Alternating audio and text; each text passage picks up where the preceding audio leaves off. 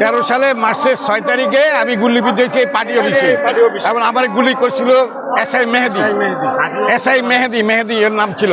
আমার এই যে দাঁত দর যেখানে, বুঝছেন, আমি পার্টি অফিসে ঢুকছি, পার্টি অফিস থেকে আমাকে বাইর করছে মেহেদি, আমাকে আঞ্জুমান মফিদুল অ্যাম্বুলেন্সে উঠাইছিল।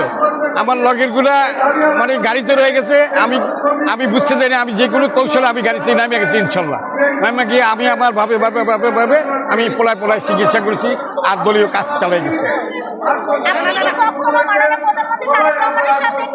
তারেক রহমানের সাথে আমার সাথে দেখা হয় নাই। আমি কথা বলি একমাত্র আমি একাধিকবার বেগম জিয়ার সাথে কথা বলছি এবং বেগম জিয়া নিজের সন্তান পরিচয় দিয়ে দিছে। আমি ওনাকে আমার মা এবং বিশ্বের গণতন্ত্রের মা, বাংলার মা, এবং এখানে কেউ এই 23 সালের 28 অক্টোবর আমি বেগম জিয়াকে নিয়ে এবং আওয়ামী লীগকে নিন্দা করছি এবং বিভিন্ন রকম তার পরিবার নিয়ে আমি ঘৃণা করে কথা বলছি। এরপরে আমাকে খোঁজা শুরু করছে, বুঝছেন।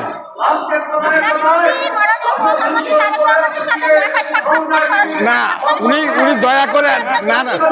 দয়া করে যদি ডাকে নেয়, উনি আবার চাওয়ার কিছু নাই। উনি খালি বলবো, যা বাবা তুমি দলের জন্য এত শ্রম দিচ্ছ, যাও, আল্লাহ তোমাকে ভালো করবে, দল তোমাকে ভালোবাসবে, ব্যাস এইটুকু হলে হবে, আমার আর কিছু লাগবে না। বলুন।